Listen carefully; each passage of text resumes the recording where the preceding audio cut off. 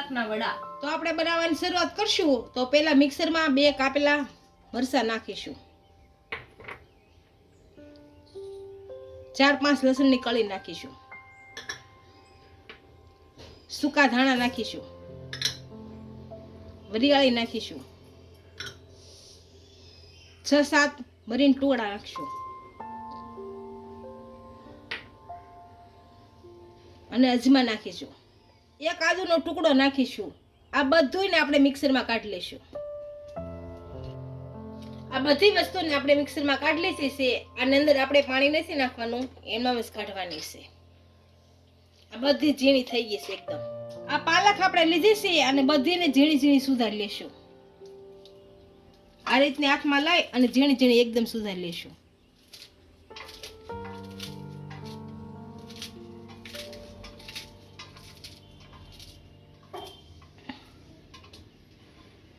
આ રીતની ઝીણી સુધારવાની.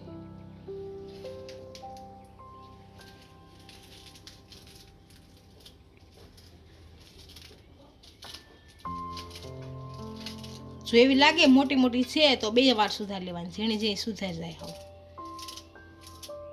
પાલકને આપણે ઝીણી ઝીણી સુધારી લીધી છે. આ મિક્સરમાં મસાલો કાઢ્યો તો એ નાખી દઈએ.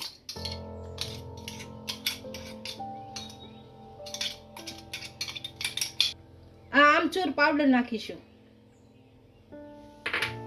હિંગ નાખીશું, મીઠું નાખીશું અને આ કસૂરી મેથી નાખીશું. એકદમ ઝીણી કરી નાખો.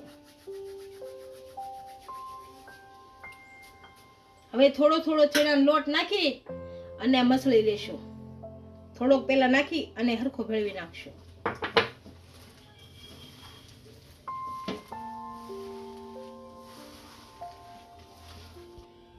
આ થોડોક બીજો છે નાખી દઈશું. હવે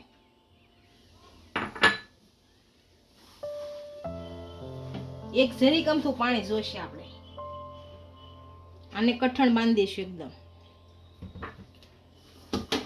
આપણો લોટ તૈયાર થઈ ગયો છે. આની અંદર ગરમ તેલ નાખીશું થોડું. આને હારો મસળી લેવું.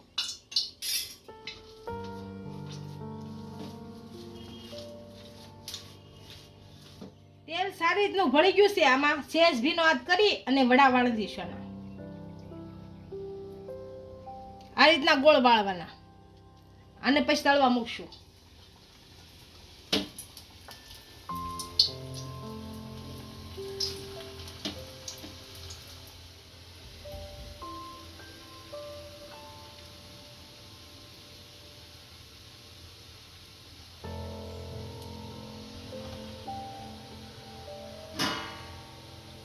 આપણે થોડા તળાય એટલા કાઢી લઈશું.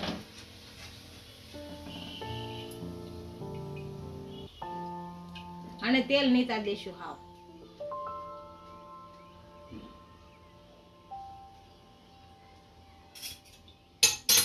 અને જારીમ કાઢી અને આ રીતે તેલ નીતા દેશું. આપણે આ ગરમ હોય ત્યાં જ એક વાટકીની મદદથી આને થોડું દબી દેશું. આ રીતના કરીને પછી તળ નાખશું.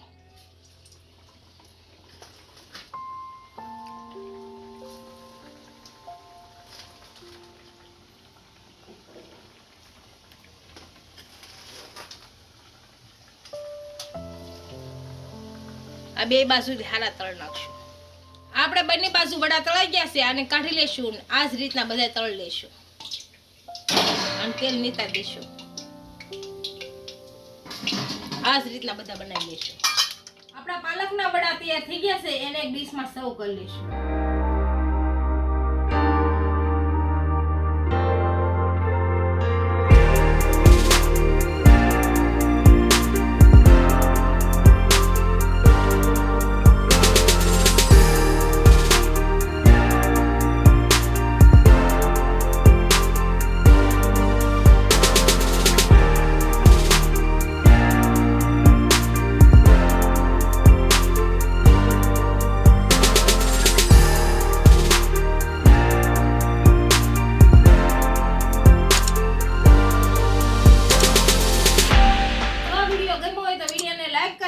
ઇન્સ્ટાગ્રામ અને ફેસબુક ફોલો કરી દેજો. મળીએ નવા વિડીયો સાથે.